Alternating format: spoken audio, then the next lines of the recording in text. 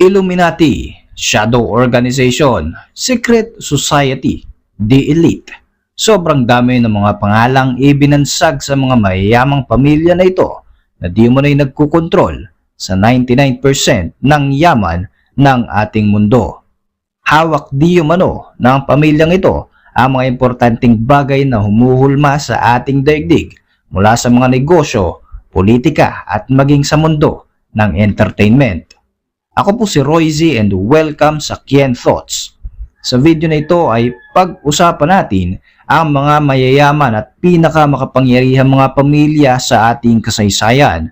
Dito yan sa channel kung saan ang kaalaman ay siksik at nag-uumapaw. Like mo na rin ang video na ito bilang suporta at mag-subscribe ko na rin para lagi kang updated sa mga susunod na video ng ating channel. Ayon sa mga conspiracy theories, para mapanatili ang balanse ng ating mundo, binuo ng mga wealthiest and most influential elite ng Amerika at ng Europa ang tinatawag na New World Order.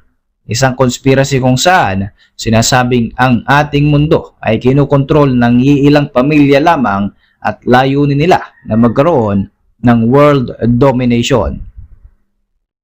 The Rothschilds. Bago pa maganap ang Napoleonic War, ang pamilya ng Rothschild na may Jewish origins ay kinukonsidera bilang isa sa pinakamayamang pamilya sa ating daigdig. Nagsimula ang tagumpay ng mga Rothschild sa Germany sa katauhan ni Mayer Amschel Rothschild. Itinayo niya ang kanyang banking business noong 1760s. Nagawa ni Mayer na palaguin ang kanyang yaman sa iba't ibang panig ng mundo sa pamamagitan ng kanyang mga anak. Lumago ang kanilang mga negosyo sa Paris, London, Frankfurt, Vienna at Naples. Ang Rothschild Banking Company ay pioneer sa international finances noong industrialization period sa Europa. Sila rin ang ilan sa mga tao na nasa likod ng paglago ng railway system sa ating daigdig. Noong 19th century, hawak na ng pamilyang ito ang malaking bahagi ng kayamanan ng ating mundo. Sa kasalukuyan nga, sinasabing ang buong yaman na hawak ng pamilyang ito ay aabot sa 2 trillion US dollars. Ang mga miyembro ng Rothschild family ay nakasama rin sa listahan ng mga mayayamang tao sa mundo dahil sa lawak ng kanilang mga investment sa finance, real estate, mining, energy, at mga oil and gas company. The Pritzker. Kung naranasan mo na mag-stay sa luxury hotel o mga 5-star resorts, maaring naranasan mo na mag-check-in sa mga Pritzker hotels. Ang pamilyang ito ay mga Jewish immigrants na nagmula sa Kiev, Ukraine. Ito ay lumipad patungo sa Chicago, Illinois sa Amerika noong 1881. Ang mga Pritzker family ay nagmamay-ari ng Hyatt Corporation, isang multinational company na nagmamayari ng halos 777 established luxury hotels and resorts sa 54 countries. Pagmamayari rin nila ang A.N. Pritzker School na nakafocus naman sa fine arts at performing arts. Nagmamayari rin sila ng mga architecture prize kung saan nakatatak ang pangalan mismo ng kanilang angkan.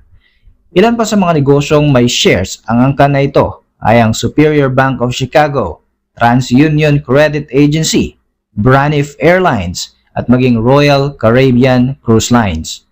Malaki rin ang impluwensya nila sa politics lalo na noong 2016 dahil sila ang isa sa biggest contributor sa pagtakbo ni Hillary Clinton sa presidential election sa Amerika. Tinatayang aabot sa 36 billion US dollars ang kabuuang yaman ng pamilyang ito. The Rockefellers. Ang angkan ng pamilyang ito ang pinaka-makapangyarihang pamilya sa kasaysayan ng United States. Isa sa mga naka-impluwensya sa industrial sector, politics at banking system. Pinaniniwala ang aabot sa 1 to 3 trillion US dollars ang yaman ng pamilyang ito. Nagsimula ang kapangyarihan ng angkan na ito kay John Rockefeller, isang negosyante at investor na yumaman dahil sa langis. Siya rin ang considered bilang pinakamayamang Amerikano sa kasaysayan. Itinatag niya ang Standard Oil Company noong 1870. Sa mahabang panahon, sila nagpalakad sa industriya na ito na aabot pa nga ng 90% ng oil market sa buong United States. Ayon sa record, pagmamayari ng mga Rockefellers ang halos 81 houses. Isa nga rito ang John D. Rockefeller Estate na matatagpuan sa farm na pagmamayari ng pamilya sa Westchester County. The Morgans. Ang American Financial Dynasty ng angka na ito ay naging prominente sa kanilang bansa dahil sa kanilang taglay na yaman at kapangyarihan. Hawak ng pamilyang ito ang malaking porsyento ng banking and finance industry sa pagsisimula ng 20th century. Nagsimula ang yaman nila kay John Pierpont Morgan, isang American financier na nagdomina sa finance industry. Ilan sa mga investment niya ay ang consolidation ng mga heavy industry. Isa rin sa contribution nila ang pagsalba sa United States Treasury noong 1895 at sa banking industry noong financial panic of 1907. Nang pumanaw si John Pierpont Morgan, ipinagpatuloy ng anak niya na si Jack Morgan ang nasimula ng kanyang ama. Sila rin ay may pinakamalaking partisipasyon sa paglago ng maraming industriya katulad ng electric, rail, and steel industry. The Sword. Ang angka na ito ang bumubuo sa Royal Dynasty na namumuno sa Saudi Arabia mula pa noong 1932. Ang puno ng pamilyang ito ay si King Salman bin Abdul Aziz Al Saud na siyang namuno sa angkan na tinatayang binubuo ng 25,000 members.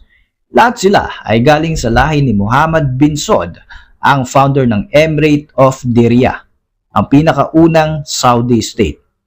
As head of the family, siya ang nagtataglay ng pinakamataas na political power ng bansa, samantalang ang ibang mga miyembro ng pamilyang ito ay umahawak naman sa pinakaimportanteng posisyon sa mga military at sa gobyerno. Sila rin ang may hawak ng 20% ng oil reserve sa mundo at may estimated na wealth ang angka na ito na aabot sa 1.4 trillion US dollars. Dahil tanyag ang kanilang pamilya, nagagawa nilang mabigyan ang sarili ng pinaka-luxurious na bagay na kanilang nanaisin. Ayon nga sa New York Times, noong 2018, bumili ang Crown Prince ng Da Vinci painting na nagkakalaga ng $450 million, isang yate na worth $500 million at isang French manor house na nagkakahalaga ng $300 million. The Baruchs. Ang yaman at kapangyarihan ng pamilyang ito ay nakabase sa malalaking negosyo at sa politika. Nagsimula ito kay Bernard Baruch, isang financier, investor, statesman at isang American political advisor na may Jewish origin. Isang broker at founder ng A.A. Housman and Company. Sa kanyang kinita at komisyon, bumili siya ng posisyon sa New York Stock Exchange na nagkakahalaga ng $434,000 US dollars. Sa edad na 30, napakalaki na ng kayamanan na kanyang naipundar dahil sa pagpasok niya sa sugar market. Noong 1903, nakapagpundar na siya ng sarili niyang brokerage company. Dahil hindi nga siya sumasama sa iba pang mga malalaking tao, nabansagan siya bilang the Lone Wolf of Wall Street at naging isa sa pinakasikat na financier sa Amerika. Matapos ang tagumpay sa negosyo, pumasok siya sa politika. Naging advisor din siya ni President Woodrow Wilson at Franklin D. Roosevelt sa economic matters. Isa rin siya sa pinakamatalik na kaibigan ni Sir Winston Churchill. Nang pumanaw, naipamana niya sa kanyang naiwang pamilya ang lahat ng kanyang yaman at ari-arian. The Windsors. Ang angka na ito ay mga royal family ng Great Britain na pinamumunuan ni King Charles III, ang humalilis na namatay na si Queen Elizabeth II. Ang pangalang ito ay nagmula kay King George V. Ang pamilyang ito ang may pinakamalaking lupain sa buong United Kingdom kung saan tumatanggap sila ng napakalaking porsyento taon-taon. Noong ika-100 anibersaryo noong 2017, Naglunsad sila ng commemorative coin sa buong bansa kung saan makikita rito ang Tower of Windsor Castle. Ang buong pamilya nila ang siyang humahawak sa pinakamataas na posisyon sa monarchy na sumusunod sa napakataas na standards. Ayon sa record, tinatayang nasa 28 billion US dollars ang yaman ng pamilyang ito. The Waltons. Ang pamilyang ito ay nagsimula ng Walmarts noong 1962. Nagsimula ang lahat kay Sam Walton. Sa paglipas ng panahon, ang chain of stores ng Walmart ay nag-dominate sa buong United States. Dito na nga nagsimulang yumaman ang angkan na ito hanggang sa naging isa sa pinakamayamang pamilya sa Amerika. Naging isa rin sa pinakamalaking retailer sa mundo na may annual sales na aabot sa 500 billion US dollars mula sa 12,000 chain of stores worldwide.